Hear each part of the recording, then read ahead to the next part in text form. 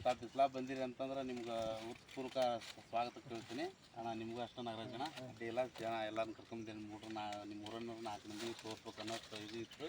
ನಾವು ನಿಮ್ಗೆ ಸಪೋರ್ಟ್ ಮಾಡಿದ್ರಿ, ನಾವು ನಿಮ್ಗೆ ಸಪೋರ್ಟ್ ಮಾಡಿ ತೋರಿಸಿರಿ ಸರ್. ಇದು Shambhavi agri seeds private limited company ಇದೆ. ಇದು ಕಂಪ್ನಿ ಓಪನ್ ಆಗಿ ಸುಮಾರು 10 ವರ್ಷಗಳಾತ್ರಿ. ನಮ್ಮ ಕರ್ನಾಟಕಕ್ಕೆ ಬಂದು 2 ವರ್ಷ ಆತ್ರಿ. ನಮ್ಮ ಕರ್ನಾಟಕಗಳಿಗೆ ಬಂದೈತೆ 2 ವರ್ಷ ಆತಂದ್ರೆ ಒಂದಕ್ಕೆ ನಾವು ಸೇಲ್ ಮಾಡಿದ್ದಂದ್ರೆ ಹಾನಗಲ್ ತಾಲೂಕು ರೀ. ಹಾನಗಲ್ ತಾಲೂಕು ಒಳಗೆ ಬರೀ 2 ಅಂಗಡಿ ರೀ. ಅರೇಗೊಪ್ಪದಾಗ ಬನಶಂಕರಿ ಅಗ್ರೋ ಒಂದು, ಹಾನಗಲ್ ಶ್ರೀ ಗುರು ಒಂದು. ಆನಂತರ ನಾವೀಗ ಎಲ್ಲ ಸುತ್ತಲಿ ನಾವು ಪಿಡಿ ಮಾಡ್ಕೊಂತ ಇದನ್ನ ಮೇಜ್ ಕೊಡಾಕಿದ್ದೇವೆ ಸರ್. ಇದು DS 111 ಅಂತಂದ್ರಿ. ಇದ್ರದ್ದು ಗುಣಧರ್ಮ ಏನೈತೆ ಅಂತಂದರೆ 16-18 ಸುತ್ತಳಗೆ ಸಾಲು ಬರ್ತೈತೆ ರೀ. ಆನಂತರ ಒಂದು ಸಾಲಿನಾಗ 36ರಿಂದ 42 ಕಾಳು ಮಟನೂ ಬರ್ತೈತೆ ರೀ.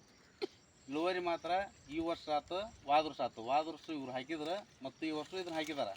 ಆನಂತರ ಲಾಸ್ಟ್ ಇಯರು ಇದೇ ವರ್ಷ ಅಲ್ಲ ನೀನು ಇದು ಮಾಡಿದ್ದು ಭತ್ತ ಗದ್ದೆ ಮಾಡಿದ್ದು. ಅದು ಎತ್ತರ ಇತ್ತು, ಅದನ್ನು ರೂಟ್ರ್ ಹೊಡೆದ ಭತ್ತ ಗದ್ದೆ ಮಾಡಿದ್ವಿ. ಜಾಸ್ತಿ ಮಳೆ ಐತೆ ಅಂತ ಅಣ್ಣ ಅದನ್ನ ಹೇಳ್ತೇನೆ ರೀ. ಅಷ್ಟಿದ್ದಾಗ ಅಷ್ಟು ನೀರು ನಿಂತೈತೆ ಅಂದ್ರೆ ಇಳುವರಿ ನಿಮ್ಗೆ ಸೇಮ್ ಬರ್ತಿತ್ತು. ನೀವು ಮಾಡಿದ ತಪ್ಪೈತೆ. ಆನಂತರ ನೀವು ಮಾಡಿ ಬಂದಿಂದ ನನಗೆ ಹೇಳಿದ್ರಿ. ಆದ್ರೆ ನೀರು ನಿಂತರೂ ಸಹಿತ ಈ ವೆರೈಟಿ ಐತಲ್ಲ ರೀ ತಡ್ಕೊಂತೈತಿ.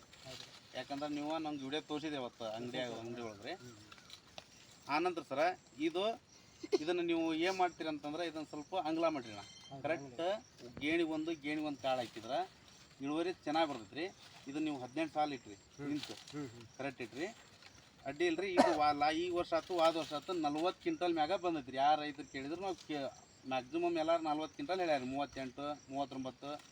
ಈಗ ಅವರು ಅದು ನಮ್ದು DS 111 ಹಾಕಿದ್ರಲ್ಲ, 2.25 ಎಕರೆ ಐತಿ. 2 ಕ್ವಿಂಟಲ್ ಮಾರ್ಕೊಂಬಂದು 81 ಕ್ವಿಂಟಲ್ ಮಾರ್ಕೊಂಬಂದಾರ ಇವ್ರು ಆಲ್ರೆಡಿ.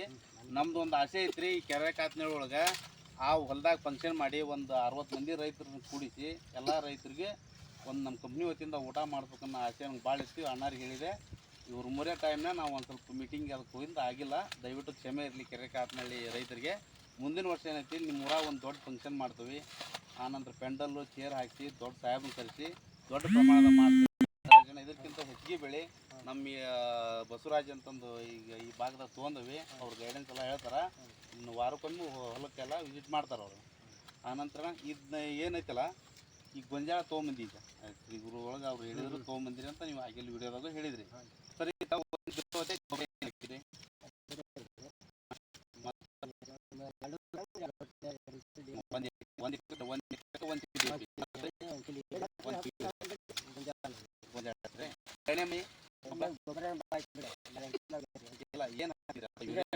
ಯೂರಿಯಾ ಮತ್ತು ಯೂರಿಯಾ 3 ಸಲ ಗೊಬ್ಬರ ಹಾಕಿ ಅಣ್ಣ ನಾನಂದು ಹೇಳ್ತೇನೆ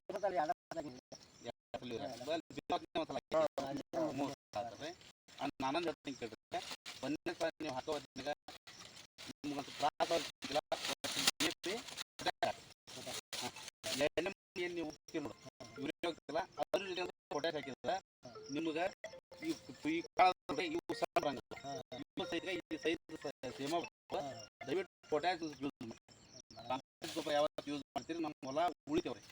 ಯಾಕಂದ್ರೆ ಕಾಂಪ್ಲೆಕ್ಸ್ ಯೂಸ್ ಮಾಡೋದ್ರಿಂದ ಅವು ಮೆಳಿಕೆ ಅಂತವ್ರಿ, ಎರೆಹುಳ ಅಂತಂದು ಅವು ಉತ್ಪತ್ತಿ ಆಗ್ತದೆ.